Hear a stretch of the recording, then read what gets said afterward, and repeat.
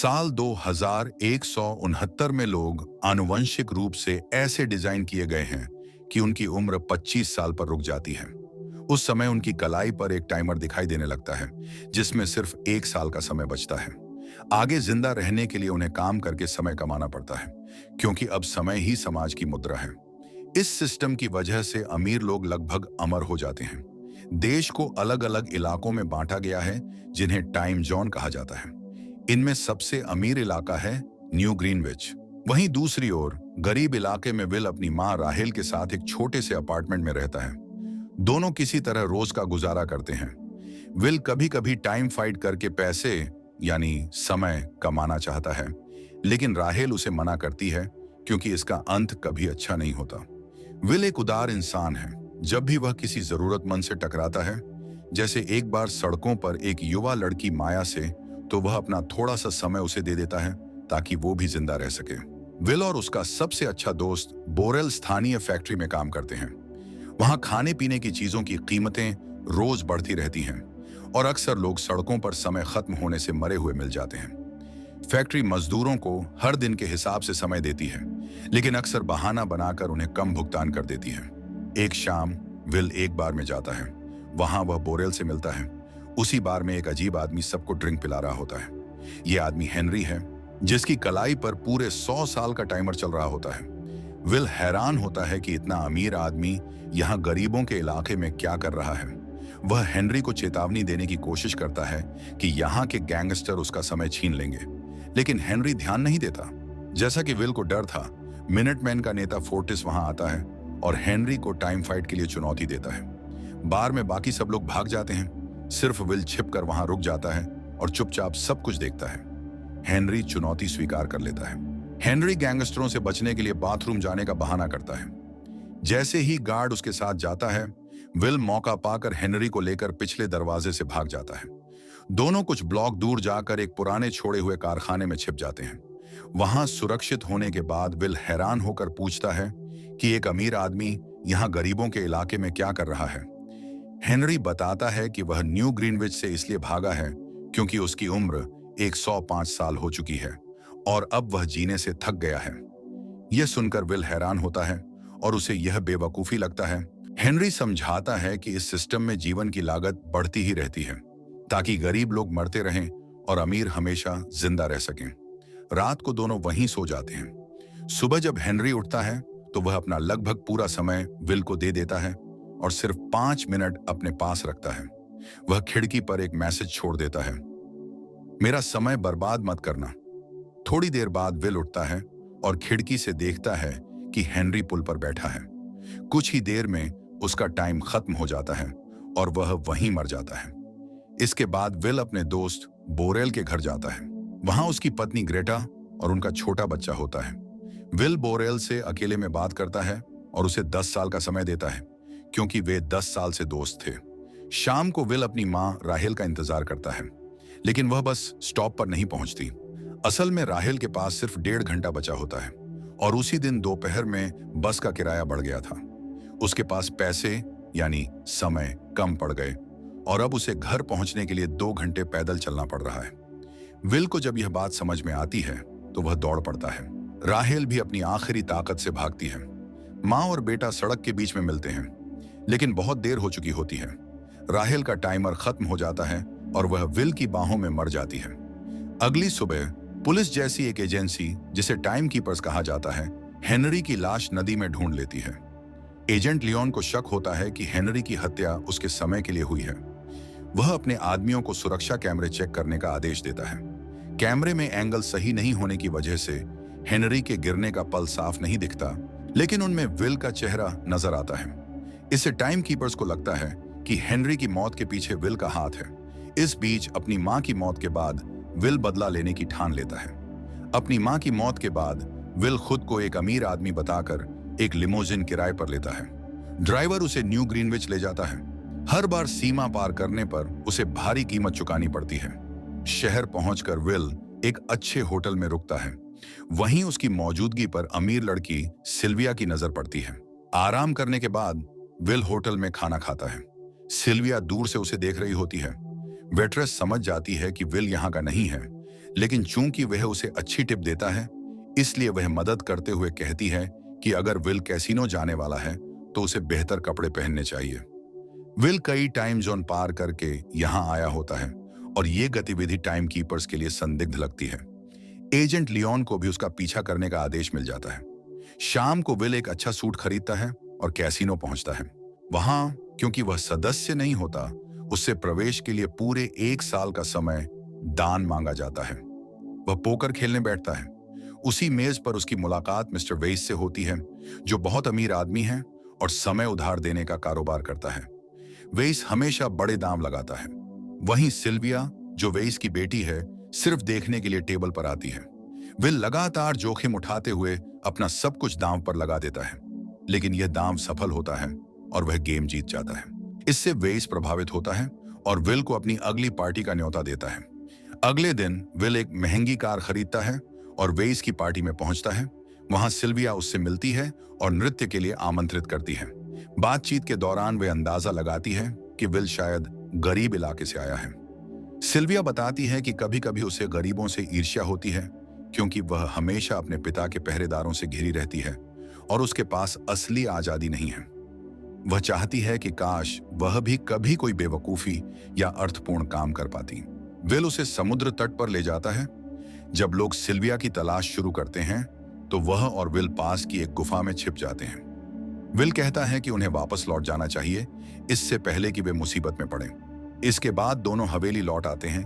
संदेह से बचने के लिए विल और सिल्विया अलग-अलग दरवाजों से हवेली से निकलते हैं, लेकिन तभी टाइम कीपर्स पहुंच जाते हैं, जिन्होंने विल का पता उसकी कार की खरीद के जरिए लगा लिया था। वे विल को पूछताछ के लिए एक ऑफिस में ले जाते हैं। विल उन्हें बताता है कि हेनरी ने अपनी मर्जी से अपना समय खत्म किया था, लेकिन टाइम कीपर्स उस पर विश्वास नहीं करते और उसका ज्यादातर समय छीन लेते हैं। उसे सिर्फ 2 घंटे देकर प्रोसेसिंग के लिए छोड़ दिया जाता है। लियोन, जो टाइम कीपर है, विल से कहता है कि वह उसे उसके पिता की याद दिलाता है, लेकिन विल को अपने पिता के बारे में ज्यादा याद नहीं। तभी वेइस और सिल्विया स्थिति देखने पहुंचते हैं। इस मौके का फायदा उठाकर विल टाइम कीपर्स को चकमा देता है, उनकी बंदूक छीन लेता है और सिल्विया को बंधक बना लेता है। दोनों पिछला दरवाजा से भागकर कार में निकल जाते हैं। लियोन पूरे शहर में उनका पीछा करता है। वह यहां तक कि उनकी कार को पीछे से टक्कर भी मार देता है, लेकिन विल उल्टा गाड़ी चलाकर बच निकलता है। आखिरी समय पर वह एक ट्रक से बच निकलता है, जबकि लियोन समय पर प्रतिक्रिया नहीं कर पाता और ट्रक से टकरा जाता है। इस तरह विल और सिल्विया भागने में सफल हो जाते हैं। जब वे यहूदी बस्ती की ओर जा रहे होते हैं तो विल सिल्विया से थोड़ा समय मांगता है, लेकिन वह इनकार कर देती है। पुल पर पहुंचकर विल सुरक्षा कैमरों में उलझ जाता है और सड़क पर लगी स्पाइक पट्टी नहीं देख पाता। उनकी कार पलट जाती है और दोनों गिरकर बेहोश हो जाते हैं। कुछ देर बाद उनकी आंख खुलती है तो वे फोर्टिस और उसके गिरोह के कब्जे में होते हैं। गैंगस्टर सिल्विया का समय चुराने लगते हैं, लेकिन तभी टाइम कीपर्स की सायरन की आवाज सुनाई देती है। डर के मारे गैंगस्टर भाग जाते हैं और सिल्विया को सिर्फ आधा घंटा छोड़कर चले जाते हैं। सिल्विया जब होश में आती है तो घबरा जाती है कि उसका समय लगभग खत्म हो गया है। वह विल से मदद मांगती है। विल को यह विडंबना लगती है कि अभी थोड़ी देर पहले वह समय साझा करने के खिलाफ थी और अब मदद मांग रही है, लेकिन फिर भी वह सिल्विया की मदद करता है और उसे शहर की ओर ले जाता है। उनके निकलने के बाद टाइम कीपर्स वहां पहुंचते हैं और कार की जांच करते हैं। लियोन अपने आदमियों से कहता है कि पहले उसका रोज का वेतन दिया जाए, क्योंकि वह हमेशा उतना ही समय रखता है जितनी उसे जरूरत होती है। हालात देखकर लियोन समझ जाता है कि विल सीधा उनके पास वापस नहीं आएगा, इसलिए फिलहाल उसका पीछा रोक देता है। विल और सिल्विया मदद मांगने बोरेल के घर जाते हैं, लेकिन उसकी पत्नी ग्रेटा बताती है कि बोरेल बहुत ज्यादा शराब पीने की वजह से मर गया है, जबकि उसके टाइमर में अभी भी 9 साल बचे थे। यह सुनकर सिल्विया और घबरा जाती है। विल नोटिस करता है कि सिल्विया ने महंगी बालियां पहनी। विल और सिल्विया एक पे फोन पर जाते हैं। वहां विल सिल्विया से उसके घर का नंबर डायल कराता है ताकि वह लियोन से बात कर सके। विल फिरौती के तौर पर मांग करता है कि 1000 साल गरीबों की बस्तियों में बांटे जाएं। लियोन उसे चेतावनी देता है कि वह अपने पिता जैसा होता जा रहा है और यह भी बताता है कि उसके पिता किसी टाइम फाइट में नहीं मरे थे, बल्कि किसी और वजह से उनकी मौत हुई थी। विल फोन काट देता है। इसके बाद लियोन सिल्विया के माता पिता को फिरौती के बारे में बताता है, लेकिन वेस पैसों की इतनी परवाह करता है कि अपनी बेटी के लिए भी कुछ नहीं करता। विल सिल्विया को अपने अपार्टमेंट में ले जाता है। सिल्विया रात वहीं बिताती है और रेचल के पुराने कपड़े पहन लेती है। वह विल से उसके पिता के बारे में पूछती है। विल बताता है कि उसके पिता एक बहुत अच्छे टाइम फाइटर थे और उन्होंने उसे कुछ चालें सिखाई थीं। वह सिल्विया को समय लड़ाई सिखाता है, जिसमें ट्रिक ये होती है कि विरोधी को लगे कि वह जीत रहा है। अपनी घड़ी लगभग शून्य तक जाने दो और जब दुश्मन ध्यान भटका दे तब पलटकर जीत लो। विल को अब एहसास होता है कि शायद उसके पिता को इसलिए मार दिया गया था क्योंकि उन्होंने यह सब सीखा और दूसरों को भी सिखा दिया था। फिर दोनों अपने अपने 25वें जन्मदिन की यादें साझा करते हैं। विल का टाइमर सड़क पर अचानक चालू हो गया था और वह कर्ज में डूबने के कारण अपना 1 साल तुरंत खो बैठा था, जबकि सिल्विया का टाइमर उसके बिस्तर पर शांति से शुरू हुआ था और उसके पिता ने उसे गिफ्ट में पूरा 1 दशक दिया था।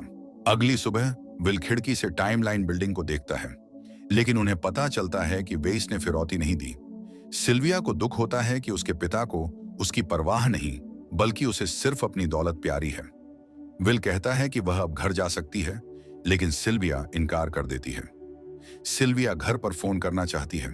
विल उसे अपनी बंदूक देता है ताकि वह सुरक्षित रहे, लेकिन जब सिल्विया कॉल करती है तो उसका पिता उसे नजरअंदाज कर देता है और यह भी अपमानित करता है कि वह टाइम कीपर्स से सावधान रहे। तभी सिल्विया देखती है कि लियोन विल तक पहुंच गया है। वह तुरंत गोली चलाकर लियोन को हाथ में घायल कर देती है। विल मौका पाकर लियोन का टाइमर देखता है और पता चलता है कि टाइम कीपर्स अपने पास ज्यादा समय नहीं रखते ताकि कोई उन्हें लूट न सके। यह देखकर विल सोचता है कि सिस्टम कितना बेईमान है। वह लियोन से थोड़ा समय लेकर सिल्विया को बचाता है और दोनों वहां से लियोन की गाड़ी लेकर भाग जाते हैं। लियोन शहर लौटने की कोशिश करता है, लेकिन लोग उस पर चिल्लाते हैं कि उसने गरीबों की रक्षा नहीं की। हालत बिगड़ने ही वाले होते हैं कि उसके साथी टाइम कीपर्स आकर उसे बचा लेते हैं। इस बीच सिल्विया नोटिस करती है कि वे पुलिस की गाड़ी नहीं चला सकते क्योंकि यह तुरंत पहचानी जाएगी। तब विल एक आइडिया निकालता है। वह टाइम कीपर होने का नाटक करता है और सड़क किनारे एक कार रोक लेता है। दोनों कार छीन लेते हैं और उसमें बैठी अमीर महिला की बालियां भी ले लेते हैं, जिससे उसे सिर्फ 1 दिन का समय बचता है। वो दोनों उस कार में बैठकर भाग जाते हैं और शहर से दूर जाकर रुकते हैं। जब वे समाचार देखते हैं तो उन्हें पता चलता है कि अब दोनों को वांटेड क्रिमिनल्स घोषित कर दिया गया है। विल फिर से सिल्विया से कहता है कि वह घर लौट जाए, लेकिन सिल्विया इनकार कर देती है क्योंकि उसे लगता है कि अब इस रास्ते पर रहना ही ज्यादा सही और संतोषजनक है। इस बीच वेस अपने निवेशकों से झूठ बोलता है कि सब कुछ उसके कंट्रोल में है। लियोन उससे मिलने आता है और बताता है कि अब यह मामला अपहरण का नहीं रहा, बल्कि सिल्विया भी अब अपराधी मानी जा रही है। वेस लियोन को रिश्वत देकर अपनी बात मानवाना चाहता है, लेकिन लियोन इनकार कर देता है और उसे चेतावनी देता है कि अगर सिल्विया कभी उससे संपर्क करती है तो उसे तुरंत टाइम कीपर्स को बताना होगा, वरना उसे भी दोषी माना जाएगा। बाद में सिल्विया विल से पूछती है कि अगर उसके पास बहुत समय होता तो क्या वह सच में उसे लोगों में बांट देता। विल हाँ कहता है तो सिल्विया कहती है कि उसके पास एक योजना है। दोनों वेस के ट्रक को चुरा लेते हैं और उसे एक टाइम बैंक में टकरा देते हैं। वहां से जितना हो सके उतना समय चुरा लेते हैं और बाकी गरीबों के लिए वहीं छोड़ देते हैं। जब तक टाइम कीपर्स वहां पहुंचते हैं तब तक कुछ भी बचा नहीं होता। शाम को ग्रेटा को अपने कपड़े धोते समय एक टाइम कैप्सूल मिलता है, जिसे विल ने माफी के तौर पर छोड़ा था। विल सड़कों पर माया से भी मिलता है और उसे भी थोड़ा अतिरिक्त समय दे देता है। बाकी चुराया हुआ समय वह टाइम बैंक के क्लर्क को दे देता है और कहता है कि इसे जरूरतमंदों में बांट दे। अगली सुबह फोर्टिस एक आदमी को लूटने की कोशिश करता है, लेकिन इस बार वह आदमी उसका सामना करता है क्योंकि उसने खुद को बचाने के लिए बंदूक खरीदी होती है। फोर्टिस पहले उसे जाने देने का नाटक करता है, लेकिन जैसे ही वह आदमी मुड़ता है वह गोली चला देता है। जब फोर्टिस उसका टाइमर चेक करता है तो उसे हैरानी होती है कि उसने पहले ही बहुत समय बर्बाद कर दिया है। 1 हफ्ते बाद लियोन और उसके लोग आखिरकार विल का अपार्टमेंट ढूंढ लेते हैं और उन्हें पकड़ने की तैयारी करते हैं, लेकिन विल खिड़की से रेडियो पर उनकी बातचीत सुन लेता है। वह तुरंत सिल्विया के साथ पीछे की खिड़की से कूदकर भाग निकलता है। इमारत के एक हिस्से में आग लगी होने के कारण उन्हें कोई नुकसान नहीं होता और वे कार की छत पर सुरक्षित उतर जाते हैं। लियोन भी उनका पीछा करता है। शहर में एक लंबा पीछा होता है और विल सिल्विया छतों तक भाग जाते हैं। लियोन उन पर गोली चलाता है। विल पलटकर फायर करता है, लेकिन सफल नहीं होता। दोनों छतों से नीचे कूदकर एक बस में चढ़ जाते हैं। बस ड्राइवर उन्हें अधिकारियों के हवाले करने के बारे में सोचता है, लेकिन विल उसे रिश्वत देकर मना लेता है। इस तरह वे लियोन से पीछा छुड़ा लेते हैं। कुछ घंटों बाद विल और सिल्विया एक होटल में चेक इन करते हैं। वे रिसेप्शनिस्ट को ज्यादा समय देकर कहते हैं कि किसी को उनकी मौजूदगी के बारे में न बताए। रिसेप्शनिस्ट मान जाता है, लेकिन जब एक नया ग्राहक होटल में आता है तो उसे कह दिया जाता है कि सभी कमरे बुक हैं। इसके बावजूद वह जल्दी से देख लेता है कि सिल्विया ऊपर जा रही है। बाद में फोर्टिस और उसके आदमी सड़कों पर लोगों को डराने लगते हैं और विल और सिल्विया के बारे में जानकारी मांगते हैं। शुरू में लोग चुप रहते हैं ताकि खुद को बचा सकें, लेकिन जब फोर्टिस एक आदमी को मार देता है तो एक लड़का डर कर बता देता है कि उसने होटल में विल और सिल्विया को देखा था। होटल में विल और सिल्विया को पता चलता है कि अब उनके सिर पर इनाम है, 10 साल का समय। दोनों को यह बहुत अपमानजनक लगता है। अचानक फोर्टिस अपने आदमियों के साथ कमरे में घुस आता है और उन्हें बंदूक की नोक पर पकड़ लेता है। फोर्टिस कहता है कि टाइमकीपर्स उसे इसलिए छोड़ देते हैं क्योंकि वह सिर्फ अपने ही इलाके के लोगों से चोरी करता है, लेकिन अब वह कानून व्यवस्था बहाल करना चाहता है। वह विल को टाइम फाइट के लिए चुनौती देता है। विल अपने पिता की सिखाई हुई चाल का इस्तेमाल करता है। जैसे ही फोर्टिस अपनी घड़ी की तरफ ध्यान देता है, विल अचानक पलटकर सारा समय छीन लेता है। पास खड़े गार्ड चौंक जाते हैं और विल मौका पाकर उन सबको गोली मार देता है। आखिर में वह फोर्टिस को हमेशा के लिए खत्म कर देता है।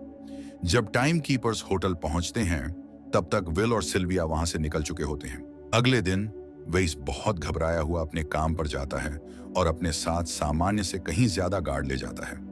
अचानक गार्डों को लगता है कि कोई खतरा है, लेकिन यह सिर्फ सिल्विया होती है। वह कहती है कि वह आत्मसमर्पण करने आई है। वेइस उसकी बात मानकर उसे वापस ले जाने को तैयार हो जाता है। इस बीच विल पीछे से चुपके से आता है और वेइस को बंधक बना लेता है। फिर दोनों वेइस को उसके दफ्तर ले जाते हैं और उसे मजबूर करते हैं कि वह तिजोरी खोले जिसमें पूरे 10 लाख साल के टाइम कैप्सूल रखे हैं। वेइस समझाने की कोशिश करता है कि इतने सालों को लोगों में बांटने से सिर्फ अराजकता फैलेगी और सिस्टम टूट जाएगा, लेकिन विल साफ कहता है कि यही उसका असली मकसद है।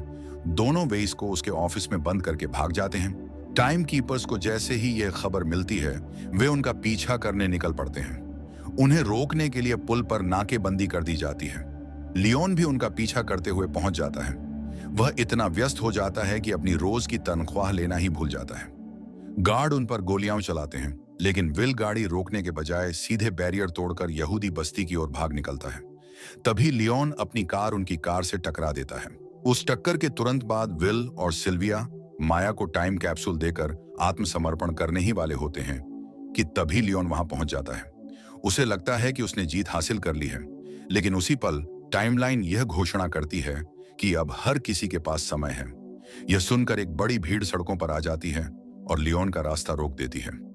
इस मौके का फायदा उठाकर विल और सिल्विया भाग जाते हैं।